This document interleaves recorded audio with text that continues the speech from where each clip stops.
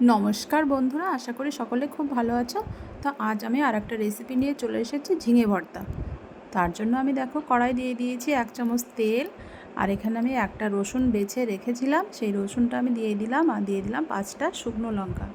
বেশ একটু নেড়েচেড়ে লঙ্কাটা যখন ভাজা ভাজা হয়েছে তখন আমি এখানে দিয়ে দিয়েছি 2টো চিংড়ি মাছ। আমি এখানে বাগদা চিংড়ি নিয়েছি, আমার এখানে বাগদা চিংড়ি ছিল, সেজন্য আমি দুভাগ করে কেটে 2টো চিংড়ি মাছ আমি দিয়ে দিয়েছি। তোমরা চাইলে ছোটো চিংড়ি মাছও দিতে পারো। এবার আমি যে 2টো ঝিঙে ধুয়ে কেটে রেখেছি খোসা সমেত, ব্যাস এবার একটু নেড়ে চেড়ে নেবো। ঝিঙের জলটা একটু শুকিয়ে আসলে ব্যাস, ঝিঙেটা আমার বেশ একটু জলটা শুকিয়ে গেছে। এবার আমি ঝিঙেটা তুলে নেব, একটা থালায় আমি তুলে একটু ঠান্ডা করে নেব। এবার ঝিঙেটা আমার ঠান্ডা হয়ে গেছে, এবার আমি মিক্সার গ্রাইন্ডারে দিয়ে মিক্সার করে নিচ্ছি।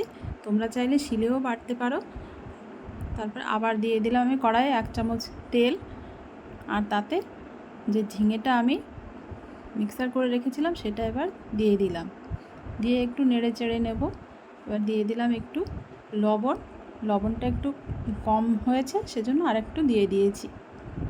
দিয়ে একটু নেড়ে চেড়ে জলটা আমার শুকিয়ে এসেছে, দেখো আমার একদম রেডি কিন্তু ঝিঙে ভর্তা। খেতে কিন্তু খুব দুর্দান্ত হয়েছিল, তোমরা কিন্তু একবার ট্রাই করো।